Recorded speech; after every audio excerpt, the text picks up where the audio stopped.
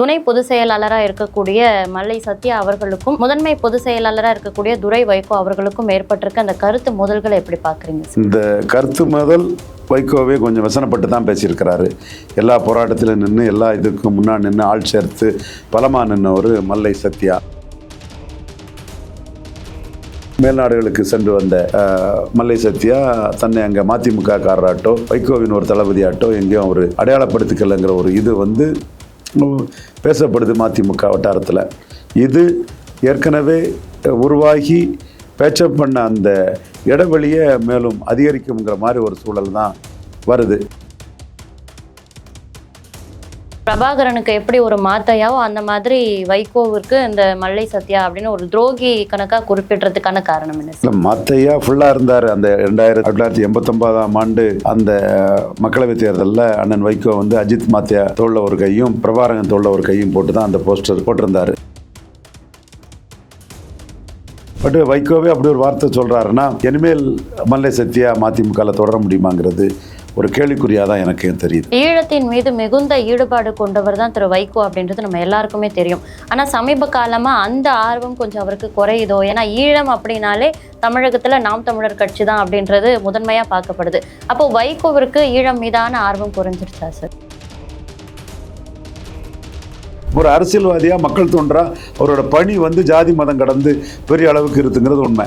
ஒருவேளையில் அவர் திமுகவுக்குள்ள ஒரு வாரிசாக வரும்போது திமுகவுக்கு ஒரு பேக்கிங்காக இருந்தக்கூடிய முக்குலத்தோர் கம்யூனிட்டி பேக்கிங்கில் தான் வர முடியும்னு ஒரு அரசியல் எடுத்திருக்கலாம். நான் இன்னைக்கு லெவலில் தவறு இல்லைன்னு எனக்கு தெரியுது. ஆனால் இன்னைக்கு அண்ணன் வைகோவுக்கு எதிராக பலரும் சொல்லும்போது அவருடைய நியாயங்களையும் அவருடைய சிறப்புகளையும் சொல்கிறதே நம்ம கடமையாக சேர்க்கணும்னு சொன்னால், அன்னைக்கு சின்ன வயசில் நம்ம வாரிசு அரசியல் பற்றி பேச வைகோவுக்கு அருகதை இல்லைன்னு கூட நான் தினமலரில் பாமக துணைத் தலைவராக செய்தி தொடர்பாளர்கிட்ட அறிக்கை விட்டுருந்தேன்.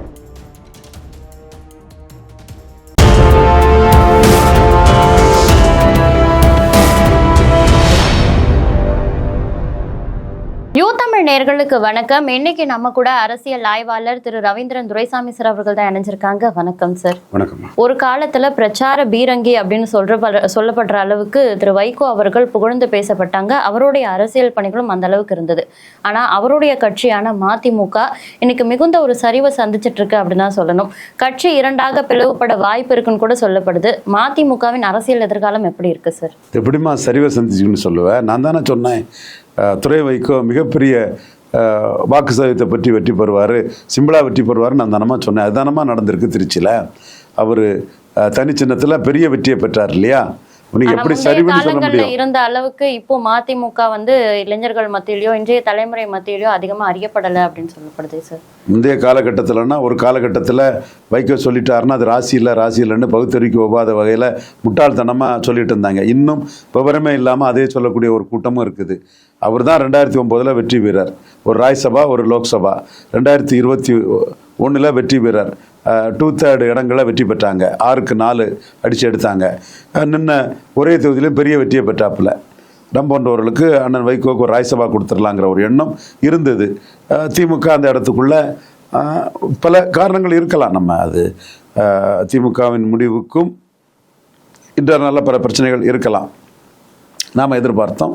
மதிமுகவை நாங்கள் ஒன்றும் கிடைச்சா ஓகே, கிடைக்கலான்னு அந்த கூட்டணியில் தொடரும்னு தானே சொல்கிறார். இப்பவும் அந்த கூட்டணியில் தொடருமே திராவிட இயக்கம்னு தானே வைகோன்னு சொல்கிறாரு. துரை வைக்கவும் அது தானே சொல்கிறார். பாமகவுடைய உட்கட்சி பூசலே அந்த இன்னும் முடிவுக்கு வராத நிலையில் அதுலேயும் ஒரு தந்தை மகன் பிரச்சனை தான் இன்னும் நீண்டுட்டு இருக்கு.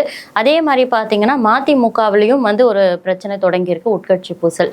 அதாவது துணை பொதுச் செயலாளராக இருக்கக்கூடிய மல்லை சத்யா அவர்களுக்கும் முதன்மை பொதுச் செயலாளராக இருக்கக்கூடிய துரை வைகோ அவர்களுக்கும் ஏற்பட்டிருக்க அந்த கருத்து மோதல்களை எப்படி பார்க்குறீங்க சார்? இந்த கருத்து மோதல் வைகோவே கொஞ்சம் வசனப்பட்டு தான் பேசியிருக்கிறாரு.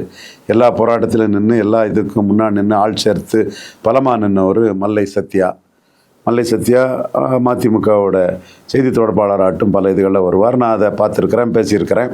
கொஞ்சம் நல்ல organiser, local level leader, ground level politician. But அவர் நிறைய வாய்ப்பு கிடைச்சும் அவருக்கு டைம் என்னவோ அவர் வெற்றி முகட்டை தொடரலை.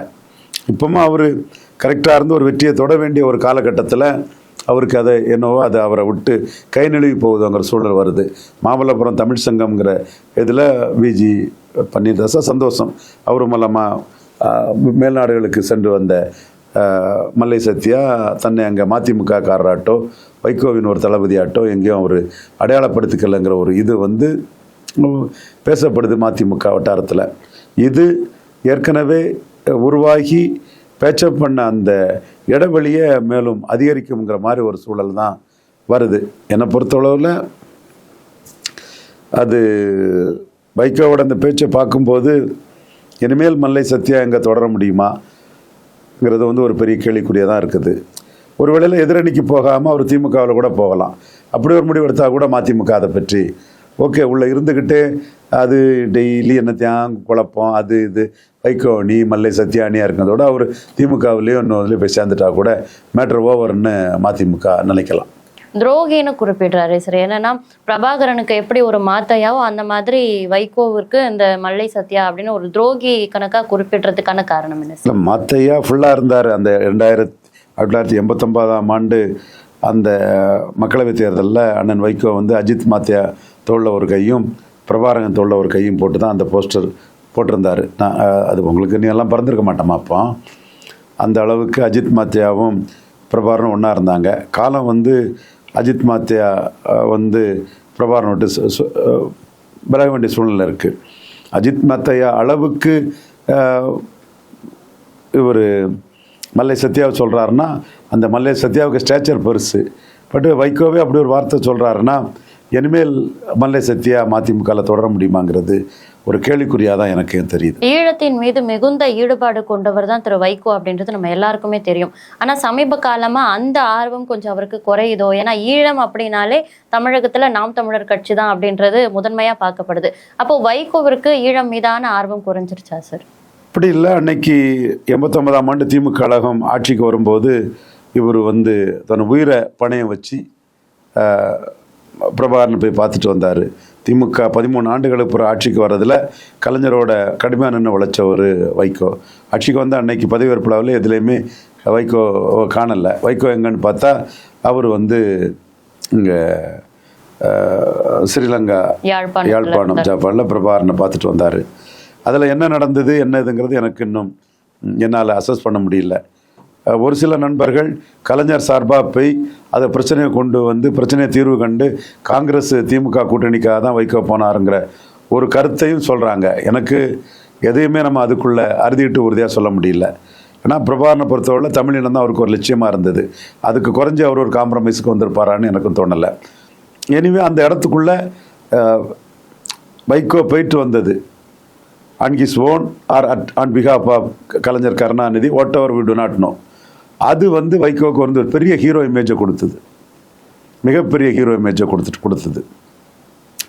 அதனால தான் திமுகவில் எல்லா தொண்டர்களும் ஈழம் சம்பந்தமாட்டு அவரை பெரிய அளவுக்குள்ளே ஏற்றுக்கிட்டாங்க. கலைஞரே எதுக்கும் போது வந்து அது தாக்கு பிடிக்க முடியல. கலைஞர் எஸ்டாப்ளிஷ்ட் லீடர். எம்ஜிஆர் கலைஞரை எழுத்ததும் போது கலைஞரும் எம்ஜிஆரும் ஈக்குவல் லீடர்ஸ் தான். அண்ணா தான் எஸ்டாப்ளிஷ்ட் லீடர். அதனால 30% 30.3 எம்ஜிஆருக்கும் 24.8 கலைஞருக்கும் அது வந்தது. இங்கே வைகோ கலைஞர் எதுக்கும்போது 77 கலைஞரை வந்து 71 77 எடுத்துடுங்க, 71 ஆண்டி காமராஜ் தான். அது காமராஜ் எதிர்ப்பு தான். கலைஞர், நெடுஞ்செழியன், கட்சி, எம்ஜிஆர் 3 பேர் இருந்தாங்க. நெடுஞ்செழியங்கிறது கட்சியின் அடையாளமாட்டு எடுக்கிறேன். இது 77 திமுக அண்ணா கலைஞர் தான். அப்போ வைகோ இருந்தார். 80 வைகோ, 84 வைகோ, இப்படி ஒவ்வொரு தேர்தலையும் கலைஞரை தலைவராக வச்சு எஸ்டாப்ளிஷ் லீடர் ஆன பிறகு அதை வைகோ உடைச்சிட்டு போகும்போது பெரிய அளவில் ஒன்றும் கூட்டங்கள் போகலை. ஆனால் உள்ளுக்குள்ளே கலைஞர் மேலே பற்றுதல் கொண்டவங்க திமுகவுக்குள்ளே இருந்தாங்க. அப்போ என்னோட பெரிய நண்பர்கள் காசிநாதன் போன்ற பல நண்பர்கள் பலரும் அன்றைக்கி லெவலில் ஒரு கருத்து அங்கே தவசி பலர் இந்த மதிமுகவில் இருந்த நண்பர்கள் எல்லாருமே வந்து கலைஞருக்கு பிறகு வைகோ தான். அப்போ நான் தான் சொல்லுவேன், முடியாதுங்க, கலைஞருக்கு பிறகு ஸ்டாலினா வீரபாண்டி ஆரம்பமானி வரலாம், வைகோ வேற கட்சி ஆயாச்சு, என்னமோ அதுக்குள்ள வாய்ப்பே இல்லைங்கிற கருத்தை நான் தெளிவாக சொல்லுவேன். ஆக அந்த அளவுக்கு திமுகவுக்கு உள்ளுக்குள்ள அண்ணன் வைகோவுக்கு ஆதரவு இருந்தது. ஆனால் வெளியே போன பிறகு அது போகல. காரணம் எஸ்டாப்ளிஷ் லீடர்ங்கிற லெவலில் அது போயிடுச்சு. இப்போ தமிழ்நாட்டில் மிகப்பெரிய அளவுக்கு நம்ம கண்ணெதிரே ஸ்டாலின் எஸ்டாப்ளிஷ் ஆகிட்டார். ஃபேக்ட். நான் தான் அதை சொல்கிறேன். திமுக செய்தி தொடர்பாளர்களுக்கே அது இன்னும் அவங்க பழைய கலைஞர் உலகத்திலே இருக்கிறாங்க. 3 தேர்தலில் அவர் தலைமையில் ஓட்டு போட்டு இன்னைக்கு அவருன்னா 45% ஓட்டுக்கு அவருக்கு குறையாதுன்னு இருக்குது. 45% ஓட்டுக்கு குறையாத ஒரு அணியில் மதிமுக இருக்கிறாரு. அதை விட்டு பிரிஞ்சு போகிறதுக்கு வைகோ அண்ணன் விரும்ப மாட்டார். திராவிட இயக்கம் அதில் தான் இருப்பார். தம்பி துரை வைகோவும் அதில் விட்டு பிரிஞ்சு போக மாட்டார். தம்பியும் ஸ்டாலின் கூட இதாக தான் இருப்பார். ஸோ இந்த மல்லை சக்தியா மேட்டரில் திமுக எதுவுமே அரசியல் பண்ண போகிறதில்ல. அவரே அதை விட்டு போய் ஒருவேளை திமுகவில் சேர்ந்தா அதை பற்றியும் மதிமுக கவலைப்பட போறதில்லை. திமுகவை கடுமையாக விமர்சனம் செய்த தலைவர்களில் முக்கியமானவர் வைகோ அவர்கள் தான். அவர் வச்ச அந்த விமர்சனங்களில் முக்கியமாக பார்க்கப்படுறது வாரிசு அரசியல் தான். இப்போ வாரிசு அரசியல் திமுகவில் இருக்குன்னு அந்த கட்சியை விட்டு இவர் வெளிவந்து தான் மதிமுக தொடங்கப்பட்டது. ஆனால் மதிமுகவிலும் இப்போ அதே வாரிசு அரசியல் தான் நடக்குது அப்படின்னு சொல்றாங்களே சார். இல்லை, அது நீங்கள் திருச்சியில் துரை வைகோவுக்கு பெரிய வெற்றி கொடுத்ததுமே மக்கள் அதை ஒத்துக்கிட்டாங்களே. இன்னும் சொல்ல போனால் மதிமுக நிற்கணும்னா துரை வைகோவால் தான் நிற்கணுங்கிறத வெளிப்படையாக நான் சொன்னவன். இன்னும் நான் சொல்ல போனோம்னா அண்ணன் வைகோவுக்கு எதிராக நிறைய செயல்பட்டுருக்கிறேன்.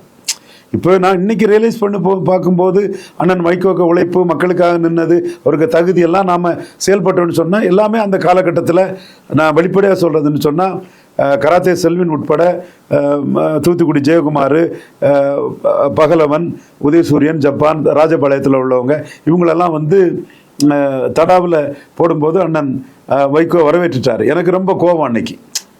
இது உங்கள் தம்பி ரவிச்சந்திரன் தடாவில் இருக்கார், நீங்கள் எப்படி வரவேற்கலான்னு கோபம். என்னை சுற்றி உள்ள அந்த நண்பர்களும் நான் கன்னியாகுமரி டிஸ்ட்ரிக்ட்காரன். ஆனால் என்னை சுற்றி உள்ளவங்க திருநெல்வேலி டிஸ்ட்ரிக்ட்காரங்களும் சிவபாலன், மோகன், அந்த கூட்டம் எல்லாமே வைகோவோட பேச்சுகள் அதிலெல்லாம் ஒரு எதிர்ப்புணர்வை காட்டிகிட்டு இருந்தாங்க.